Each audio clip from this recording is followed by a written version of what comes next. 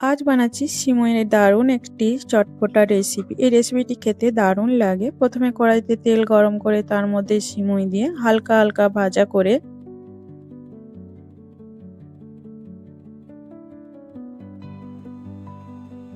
তুলে নিয়ে তাতে অল্প একটু তেল দিয়ে তার মধ্যে গোটা সর্ষে, কাঁচা লঙ্কা কুচি, আদা কুচি দিয়ে ভালোভাবে নাড়াচাড়া করে নিয়ে তার মধ্যে কুচনো পেঁয়াজ, গাজর কুচি, মটরশুঁটি, নুন, হলুদ গুঁড়ো, লঙ্কার গুঁড়ো, ধনে গুঁড়ো, চাট মশলা দিয়ে ভালো করে ভাজা ভাজা করে নিয়ে তাতে ভাজা সিমই দিয়ে নেড়ে চেড়ে নিয়ে উপর থেকে অল্প একটু মিষ্টি, লেবুর রস, ধনেপাতা ছড়িয়ে দিলেই রেডি হয়ে যাবে আমাদের এই স্ন্যাক্স রেসিপিটি।